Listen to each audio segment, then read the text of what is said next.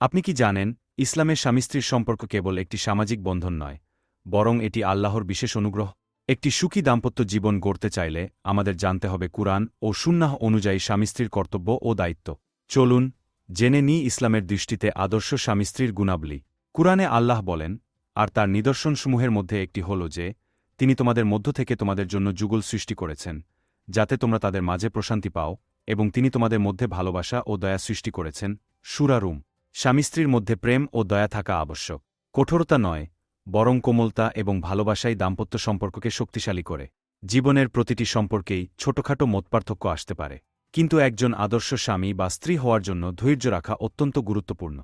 রাসূল সাল্লাল্লাহু আলাইহি ওয়াসাল্লাম বলেছেন, মুমিন পুরুষ যেন মুমিন নারীকে ঘৃণা না করে। যদি তার কোনো একটি স্বভাব অপছন্দ হয়, তবে অন্য কোনো স্বভাব পছন্দ হবে। সহিহ মুসলিম।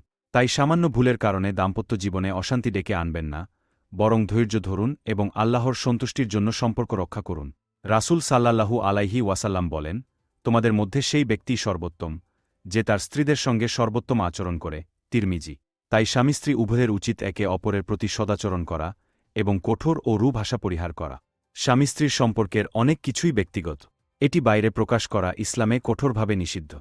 রাসূল সাল্লাল্লাহু আলাইহি ওয়াসাল্লাম বলেন, কিয়ামতের দিনে আল্লাহর কাছে সবচেয়ে নিকৃষ্ট ব্যক্তি সে, যে তার স্ত্রী বা স্বামীর গোপন বিষয় অন্যের কাছে প্রকাশ করে। সহিহ মুসলিম। তাই নিজেদের ব্যক্তিগত বিষয় গোপন রাখা এবং পরস্পরের সম্মান রক্ষা করা দাম্পত্য জীবনের জন্য অত্যন্ত গুরুত্বপূর্ণ।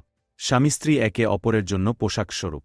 কুরআনে আল্লাহ বলেন, তারা তোমাদের জন্য পোশাক এবং তোমরা তাদের জন্য পোশাক। সূরা বাকারা। তাই একজন আদর্শ স্বামী বা স্ত্রী হওয়ার জন্য একে অপরের মানসিক, আবেগিক ও শারীরিক চাহিদার প্রতি খেয়াল রাখা অত্যন্ত গুরুত্বপূর্ণ।